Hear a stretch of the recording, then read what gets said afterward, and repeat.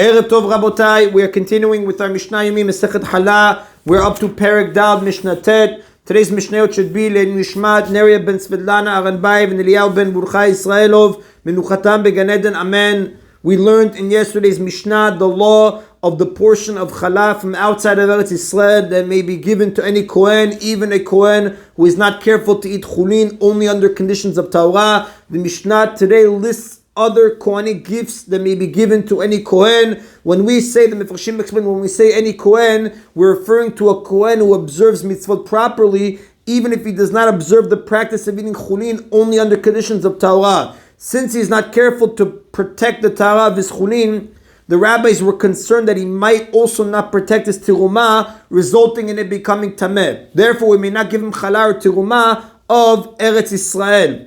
This concern does not apply to the Kohanic gifts listed below for one of two reasons. The Rav says, either they are not holy at all and may therefore be eaten when tameh, or they are so holy that they must be brought to the Bet HaMikdash, the temple, and even a Kohen who might be careless about Tumah will make sure that he is tahor before entering the Bet HaMikdash, the temple. So the Mishnah says,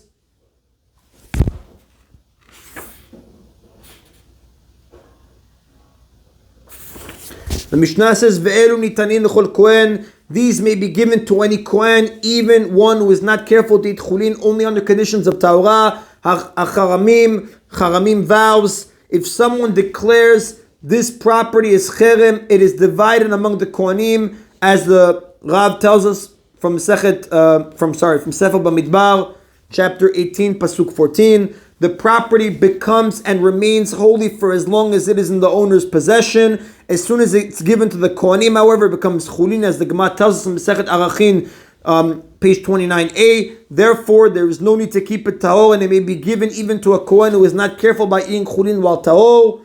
The Mishnah continues, v'bechorot, the firstborn animal offerings. We know a male calf, sheep, or goat that is the firstborn of its mother is holy at birth. It must be given to a Kohen. If it is unblemished, he brings it as an offering in the Bet HaMikdash, as the Torah tells us in Sefer Bamidbar, chapter 18, Psukim 17 to 18. Its meat may be eaten only by a Kohen or the member of his household when they are tahor, as the Mishnah tells us in Masechet Zvachim, chapter 5, Mishnah 8. Now, even a Kohen who is not careful about protecting Tirumah will make sure that he is tahor before entering the temple. Since an unblemished Bechor is offered in the temple, it may be given to any Kohen. If, however, the Bechor has a blemish and therefore may not be offered, it must still be given to a Kohen. However, it is treated as chulin and may be eaten by anyone, even while tameh, and therefore it too may be given to any Kohen to eat. The Rav again tells us this from Sefer Dvarim, chapter 15, pasuk 22. Hatameh v'ator yochelenu. Whether it's tameh, whether it's tahor, you eat it. The Mishnah continues to Pidyon Ben, redemption money of the firstborn son, because the Torah tells in Sefer Bamidbar, chapter 18, Psukim 15 to 16, a boy who is his mother's firstborn must be redeemed by giving 5 shkelim to a Kohen.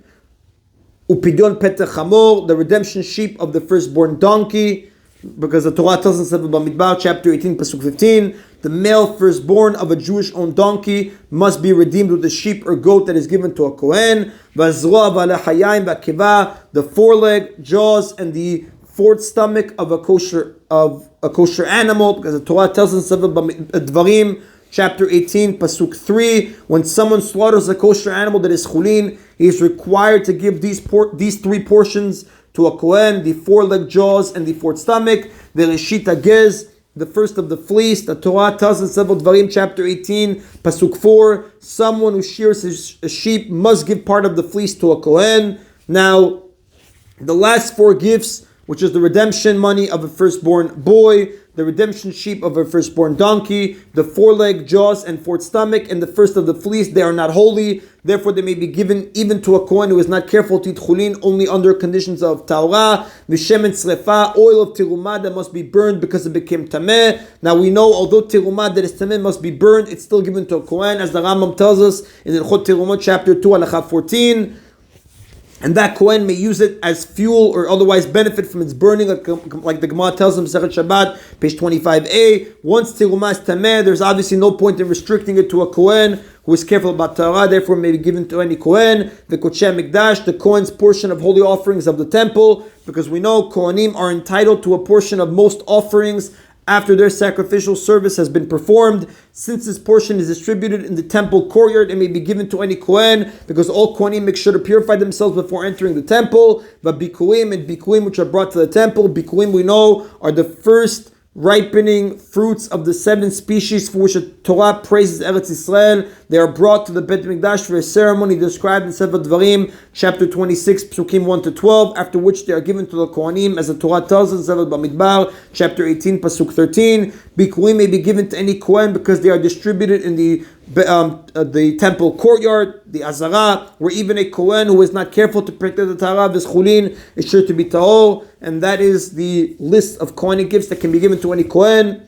Now the Mishnah says Rabbi Yehuda was sub bikurim. Rabbi Yehuda forbids giving bikurim to a Kohen who is not careful about Tumah, because bikurim are not offered on the Mizbech, on the altar, and therefore Rabbi Yehuda treats bikurim like the Challah and Tirumah of Eretz Yisrael, which may be given only to a Kohen who is careful to protect the Tahara of his chulin. Kalshine tiruma, vetch, a type of herb of tiruma which is used as feed for animals. Rabbi Akiva matir. Rabbi Akiva permits giving it to any Kohen, even one who's not careful to eat chulin, only under conditions of Torah, because animal feed of tiruma does not need to be safeguarded from tiruma, and therefore Rabbi Akiva holds that vetch, which is ordinarily used for animal feed, does not have to be safeguarded from Tumah. Obviously then, it may be given even to Kohanim who are not careful about Tahara, V'chachamim osrim, but the sages forbid doing so. Since people eat veg during a famine, the sages classify it as human food, and therefore it must be safeguarded from Tumah, and therefore it may be given only to a Kohen who can be trusted to protect the terumah from Tumah. And the Rab tells us, V'adachak Chachamim, that Adachak does follow the opinion of the sages. That is in Rabotai of Mishnah Tet. Mishnah Yud now continues, now that we discussed in Mishnah Chet the laws of separating Challah both in and out of Eretz Yisrael. The Mishnah now discusses how Challah from outside Eretz Yisrael is treated if it's brought into Eretz Yisrael. Nitai ish Tekoa hevi chalot mi betar. Nitai, a resident of Tekoa, a town in Eretz Yisrael, brought Challah portions to Eretz Yisrael from Betar, a town outside Eretz Yisrael that he had been visiting, in order to distribute them to the Kohanim of Tekoa. Now, Betar should not be confused with the famous city known as Betar, another city which was located in Eretz Yisrael and destroyed by Hadrian's Roman legions 52 years after the destruction of the Second Temple. Rather, Mishnah is discussing a town outside of Eretz Yisrael with the same or a similar name. The Mishnah says they did not accept these Challah portions from him because Challah separated outside of Eretz Yisrael is tameh due to the rabbinically imposed Tumah on the lands outside of Eretz Yisrael. Instead, they instructed Netai to save the Challah and burn it with his chametz before Pesach. And the Mepharshim explain the sages did not allow Netai to distribute the Challah to the Kohanim of Tekoa since it was tameh. Although ordinarily Challah that is tameh is burned, the sages did not allow Netai to burn this Challah because people would not necessarily be aware that the Challah came from a land that it was tameh, and therefore if he would burn it, people may assume that the Challah was ta'or and think that it was permissible to burn Challah that is ta'or, and therefore the sages forbade burning any Challah brought into Eretz Yisrael from outside Eretz Yisrael. Now the sages did not let Netai return the Challah to Betar for a similar reason. He could just brought it back. They said no, because Challah of Eretz Yisrael may not be sent elsewhere where the land which is Tameh would cause the Challah to become Tameh. Although Netai's Challah, having been separated outside the land, was already Tameh, the sages were concerned that people would not be aware of its Tumah. Therefore, if he sent this Challah outside of the land, they might wrongly conclude that any Challah, even that of Eretz Yisrael, may also be sent out. So to avoid these issues, the Challah was set aside until El Pesach to be burned along with the Chametz, when burning it would not attract attention. Anshe Alexandria Heviu Chaluten me Alexandria. In a similar incident, residents of Alexandria brought their Challah portions to Eretz Yisrael from Alexandria. This refers either to the Egyptian city of Alexandria or to a city with the same name on the Syrian coast. Either way, the Challah was separated outside of Eretz Yisrael. The Mishnah says they did not accept the Challah from them either. Now, as the introduction to the conclusion of the Mishnah, having recorded 2 incidents in which the sages of Eretz Yisrael rejected Challah from outside the land, the Mishnah here and in the Mishnah that follows go on to discuss other Kohanic gifts and animal offerings that were refused for a variety of reasons. The first case pertains to Bikurim, the first ripening fruits of the 7 species for which Torah praises Eretz Israel, which are to be brought to the temple from the produce of the land. Anshe Har Tzivoim Heviu Bikurem Kodem Atzeret. The residents of Mount Tzivoim once brought their Bikurim to the Bet HaMikdash before the festival of Shavuot, Velo Kiblu Mehem, but they did not accept the Bikurim from them. And the Mefarshim explained they returned the Bikurim to their residents of Har Tzvoim and told them to return after Shavuot. Right? They returned the Bikurim to the residents of Mount Tzvoim and told them to return it after Shavuot. Now, fruits grown outside of Eretz Yisrael are not subject to the obligation of Bikurim, but there's not an issue here since Har Tzvoim was located in Eretz Yisrael, and the reason that they sent it back, didn't accept it, the Mishnah says, because of the pasuk that is written in the Torah in Sefer Shemot, chapter 23, pasuk 16, regarding the 2 love offerings of Shavuot,